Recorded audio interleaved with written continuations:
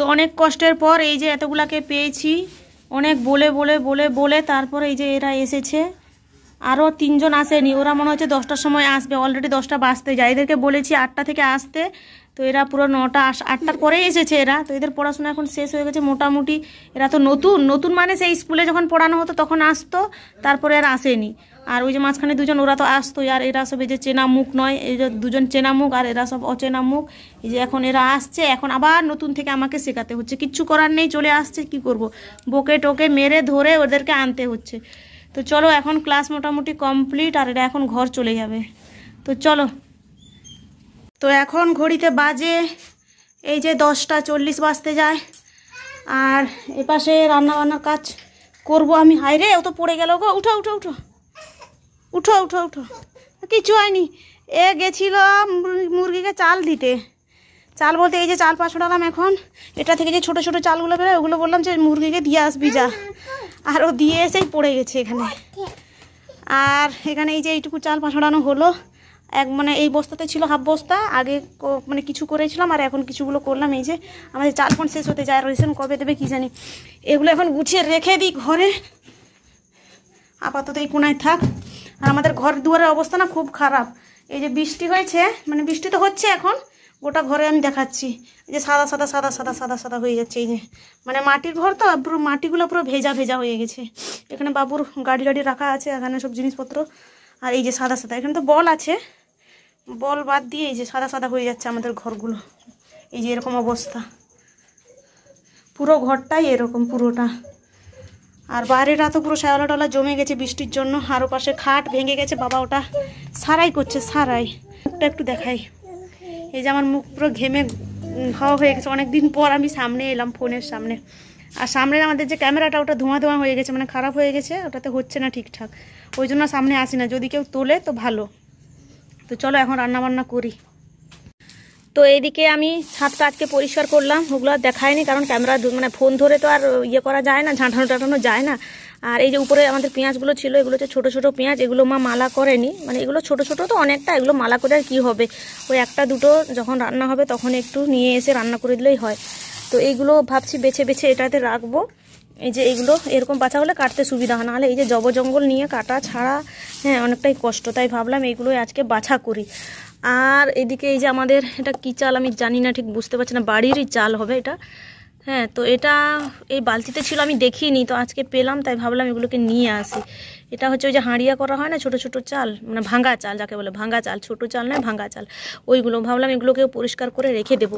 আর এই বালতিগুলো আমরা যে আলু চাষের সময় যে মানে বিষ না সার না কি বলে যে আনা হয়, ওইটাই বালতি, ওই বালতিগুলো আর কি। এগুলো একটু নোংরা হয়ে আছে, এগুলোকে পরিষ্কার করব, পরিষ্কার করে তারপরে এগুলো ব্যবহারের কাজে লাগাতে হবে আর কি, ওই জন্য নামিয়ে নিয়ে এসেছি। আর বাবু এরকে খাচ্ছে পেয়ারা, দেখি কি খাচ্ছিস দেখি, দেখা, ওই যে পেয়ারা খাচ্ছে। ও একা একা খেলছিল, খেলার কোনো সঙ্গী সাথী পায়নি, এই যে গাড়ি নিয়ে একা একা ঠেলাঠেলি করছে। আর ওর নাকের কাছে ওর মানে আঁচড় করে দিয়েছে ওর নখেই, এই যে একা একা খেলছে বেচারা, কোনো খেলার সঙ্গী পায়নি আজকে।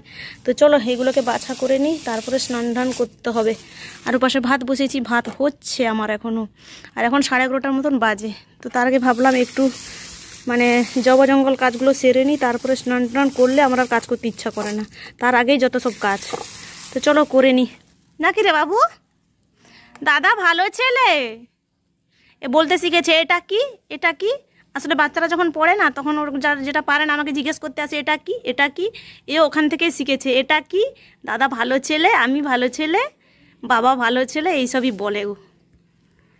এই মুনু এদিকে তাকা, ও হাসছে, লজ্জা পেয়ে গেছে, লজ্জা, সারাদিন কী সব যে বকতে থাকে এটা ওটা আমি জানি না। চলো টাটা মে, টাটা, গুড বয়। তো সকালবেলা এখন টিউশন ছুটি করে এখন প্রায় 9টা বাজতে যায়, আর ঘর টর ঝাঁটে জল টল এনে এখন আমি বসে গেছি। ধান সেদ্ধ হয়েছে আমাদের বর্ষার মধ্যে, কারণ চাল শেষ হয়ে গেছে, মানে শেষ হয়নি, আছে তবু এক্সট্রা করে রাখা হলো আর কি।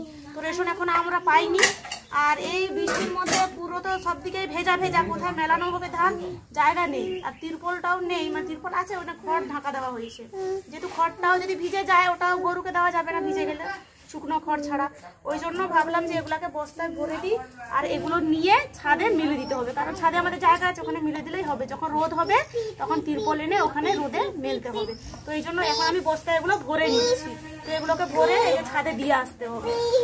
চলো এগুলোকে ভরে নিই।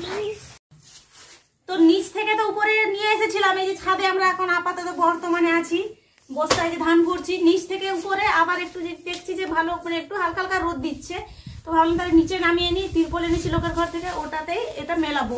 আর এই যে এখন সব মিলে দিয়েছিলাম এখানে, আবার এখানে গোটানো চলছে। আপাতত বস্তায় ভরে আবার নামাচ্ছি। তো আমরা ওটাই বলছি, বর্ষাকালে এরকম ধান সিদ্ধ করলে ওরকমই নিচ থেকে উপর, উপর থেকে নিচে এই করতে থাকি সারাদিন ধরে। আবার বৃষ্টি আসবে, আবার তুলে উপরে আনবো, কি আর করবো। চলো এগুলো নিয়ে এখন নিচে যেতে হবে। আবার বস্তায় ভরছি। স্যার বাবু, স্যার বাবু এখানে আমাকে হেল্প করছে কাজে, যাতে